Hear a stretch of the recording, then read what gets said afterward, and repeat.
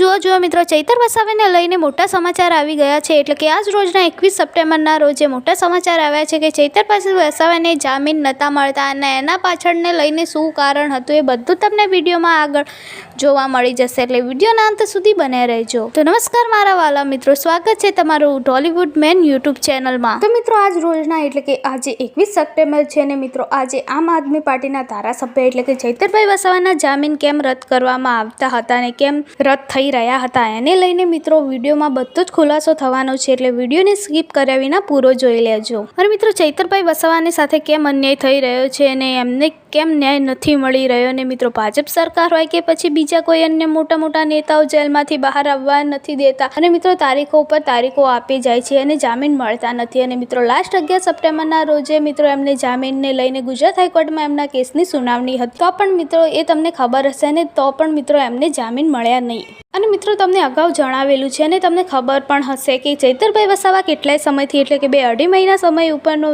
એટલે કે હવે તો મિત્રો 3 મહિના થવા આવ્યા છે એમને જેલમાં રહીને. હજી મિત્રો એમને જામીન નથી મળ્યા. અને મિત્રો દેવાયત ખવડ જેવા કલાકારો મિત્રો જામીન મળી જાય છે તો મિત્રો એમના માટે અને આમના માટે કોઈ અલગ નિયમ છે? લોકોનો એવો સવાલ છે. તો મિત્રો એને લઈને તમારી શું રાહ છે કમેન્ટ બોક્સમાં જરૂરથી જણાવી દેજો. અને સોશિયલ મીડિયા પરથી એવી માહિતી મળી આવી છે ને લોકોનું એવું કહી રહ્યા છે કે ચૈતરભાઈ વસાવા જે છે એ ડેડિયાપાડાના ધારાસભ્ય છે અને બીજી રીતે કે આમ આદમી પાર્ટીના ધારાસભ્ય છે. તો મિત્રો લોકો એવું કહેવા માંગે છે જો કોઈ બીજી પાર્ટીના ધારાસભ્ય હોય તો અત્યાર સુધી એમને જામીન મળી ગયા હોય. પણ મિત્રો લોકો કહેવાનો મતલબ એટલો છે કે શું આમ આદમી પાર્ટીના ધારાસભ્ય છે તો શું મિત્રો એમને જામીન ના મળવા જોઈએ? શું મિત્રો ખરેખર એમને ન્યાય ન મળવો જોઈએ? તો મિત્રો અહીંયા વધારે નહીં પણ લોકોનું કહેવું એટલું જ છે કે દેવાયતભાઈ ખવડ જેવા કલાકાર જે છે એમને જામીન મળી જાય તો મિત્રો ચૈતરભાઈ વસાવા એ તો ધારાસભ્ય છે અને મિત્રો વિધાનસભાની અધ્યક્ષની મંજૂરી વિના એમની ધરપકડ કરવામાં આવી હતી. મિત્રો મંજૂરી લેવા સમજ્યા નહીં અને મિત્રો દેવાયતભાઈ ખવડને જો જામીન મળી જાય અને મિત્રો એક નહીં પણ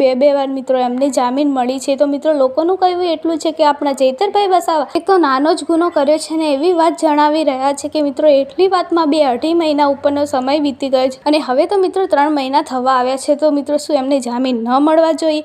એને લઈને તમારી શું રાહ છે અને શું કહેવું છે કમેન્ટ બોક્સમાં જરૂરથી જણાવી દેજો. તો મિત્રો આ માહિતી જે છે એને હું કે મારી ચેનલ ગુજરાતી પુષ્ટિ નથી કરી રહ્યા અને આ માહિતી જે છે એ સોશિયલ મીડિયાને આધારે મળેલી છે. એટલે કેટલી સાચી છે ને કેટલી ખોટી છે એની તમારે નિર્ણયને ચકાસણી કરી લેવી. બાકી મિત્રો જો તમે ચેનલ પર નવા હોય તો ચેનલને જરૂરથી સબસ્ક્રાઇબ કરી દેજો. અને હા મિત્રો, તમે વિડીયો તો જુઓ છો પણ વિડીયોને લાઇક નથી કરતા તો પ્લીઝ વિડીયોને લાઇક કરી દો. બાકી મિત્રો મળીએ એક બીજા નવા અપડેટ સાથે. ત્યાં સુધી જય શ્રી રામ, જય હનુમાન દાદા.